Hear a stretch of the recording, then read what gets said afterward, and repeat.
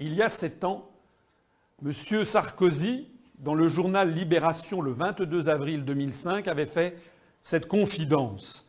Si vous votez non au référendum de 2005, ça ne vous fera même pas plaisir. Vous allez garder l'Europe telle qu'elle est et vous allez continuer à mourir.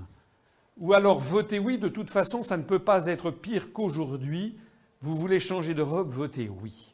Alors, moi, de cette déclaration, je retiens plusieurs choses. Quand M. Sarkozy dit « si vous votez non, ça ne vous fera même pas plaisir », il ment. Moi, j'ai voté non, ça m'a fait très plaisir, d'autant plus que 55% des Français ont voté non.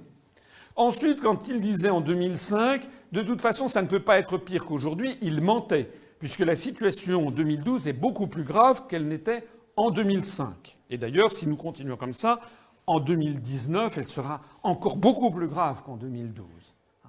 Mais surtout, ce que je retiens de tout ceci, c'est que M. Sarkozy, qui n'était pas encore président de la République à l'époque, il le savait. Il savait. Vous allez garder l'Europe telle qu'elle est, vous allez continuer à mourir. De toute façon, ça ne peut pas être pire qu'aujourd'hui. Voilà ce que disent en confidence nos dirigeants. Alors là, je cite M. Sarkozy, mais je peux vous assurer que dans les allées du pouvoir, à l'UMP, au PS, au MoDem, et tout le monde, les hauts fonctionnaires, les dirigeants politiques savent que c'est une catastrophe. Ils le savent parfaitement. Ce qui prouve qu'ils n'ont plus les manettes. Ce qui prouve que ceux qui décident, ce sont d'autres qu'eux. Il n'y a plus en France quelqu'un qui décide de l'avenir de la maison France. La stratégie nous a été volée. Alors la question, c'est que tous les dirigeants européens savent pertinemment que l'Europe à 27 est ingérable et qu'elle nous conduit au désastre. Ils le savent. Ils le savent.